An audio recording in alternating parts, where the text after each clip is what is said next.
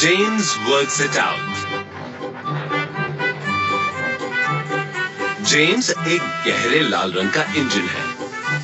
वो हमेशा बेहतर दिखना चाहता है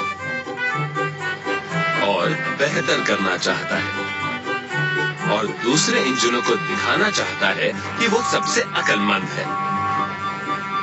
सोडोर के टापू में सर्दियों का मौसम है। थॉमस, स्टैनली और जेम्स यार्ड में काम कर रहे थे। वो ग्रेट वाटर टन ले जाने के लिए बोगियां जमा कर रहे थे। उन्हें समय पर पहुंचाना था।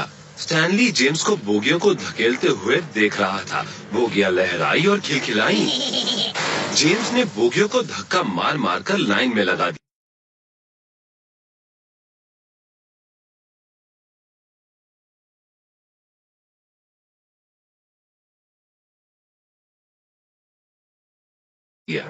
हेक्टर को ले चला।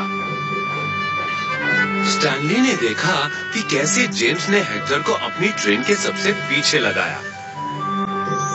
बर्फ गिरने लगी थी। मुझे अब निकलना होगा। तुम दोनों से ग्रेट वाटर टन में मिलूंगा। बर्फ पड़ने लगी है जेम्स। तुम मौसम के बारे में यार्ड मैनेजर से पूछ लो। जेम्स को पसंद नहीं था कि कोई भी बोगी उसे सलाह दे, खास तौर पर थॉमस और स्टैनली के सामने।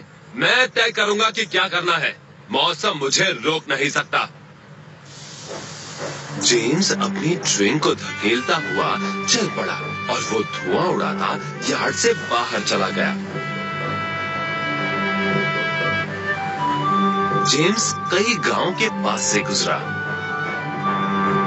अब बर्फ तेजी से पड़ रही थी। जेम्स एक सिग्नल पर रुका। हैरल्ड तेजी से नीचे आया।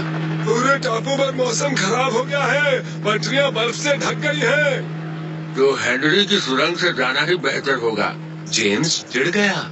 जेम्स को पसंद नहीं था कि कोई बोगी उसे सलाह दे, खास तौर पर हैरल्ड के सामने। मैं तय करूंगा कि क्या करना है। हम शेन घाटी की तरफ से जाएंगे। वो सबसे छोटा रास्ता है। सिग्नल गिरा और जेम्स अपनी ट्रेन धकेलता वहां से चल पड़ा।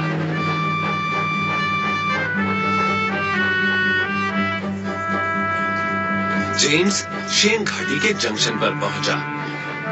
अब तक बर्फ बहुत घनी हो गई थी, जिसकी वजह से जेम्स को ठीक से दिखाई नहीं दे रहा था। जेम्स गलत पटरी पर चला गया। जेम्स को लगा कि वो शेन घाटी से गुजर रहा है, पर ऐसा नहीं था। वो बर्फीली पहाड़ी की तरफ बढ़ रहा था। जेम्स ने एडवर्ड को दूसरी पटरी पर देखा। उसके पास बर्फ साफ करने का फावड़ा था। बर्फ की वजह से आगे की पटरी पर फिसलन है। तुम्हें अपनी ट्रेन ऊपर चढ़ाने में मुश्किल होगी। जेम्स चौंक गया कि वो पहाड़ी पर कैसे आ गया। मैंने जरूर गलत पटरी पकड़ ली, उसने सोचा। मुझे अभी कई पटरियों की बर्फ साफ करनी है। जेम्स परेशान था। एडवर्ड की मदद देते हैं। उसे ट्रेन के सामने लगाकर चलते हैं। पर जेम्स को पसंद नहीं था कि कोई भी बोगी उसे सलाह दे, खास तौर पर एडवर्ड के सामने। मैं तय करूंगा कि क्या करना है। मैं खुद संभाल सकता हूँ। अब जेम्स धीरे धीरे पहाड़ी पर चढ़ा। जेम्स हांफा और कांपा। उसके पसीने छूट गए। उसका चेहरा उसके बॉयलर की तरह लाल हो गया।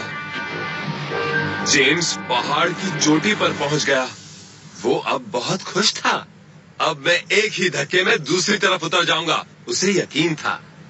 लेकिन ये आसान नहीं था। हेक्टर को सामने पटरियों पर बर्फ का ढेर दिख रहा था। हेक्टर जानता था कि अगर नीचे उतरते समय जेम्स धीमा हुआ तो वो जरूर बर्फ में फंस जाएंगे। और तेज, धीमे मत होना।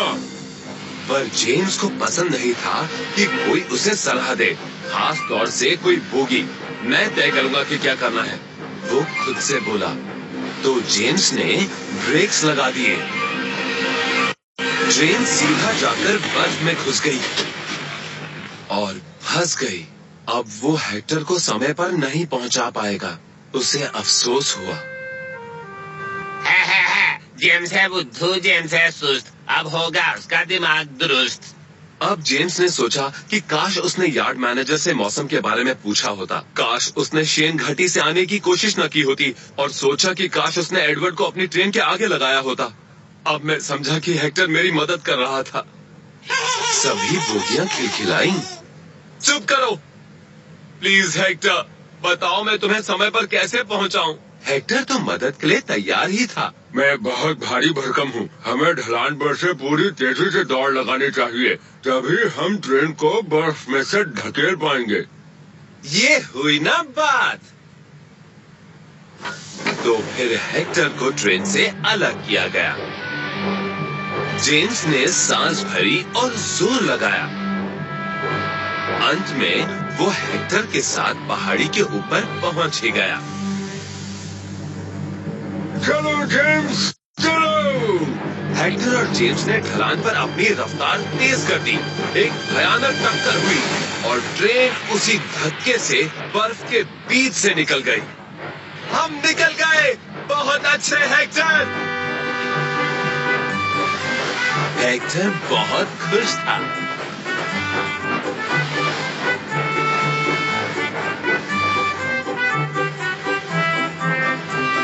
थॉमस और स्टैनली ग्रेट वाटरटन पहुंच चुके थे। जेम्स भी हेक्टर और ट्रेन के साथ पहुंच गया। तुमने कर दिखाया। हम परेशान थे। मैं परेशान नहीं था, सारे रास्ते हेक्टर ने मेरी मदद की। थॉमस और स्टैनली दोनों हैरान थे। तुम अच्छे बोगी पर भरोसा कर सकते हो। अपनी तारीफ सुनकर हेक्टर खुश हुआ। साथ में जेम्स भी खुश था, क्योंकि उसे एक नया दोस्त मिल गया था।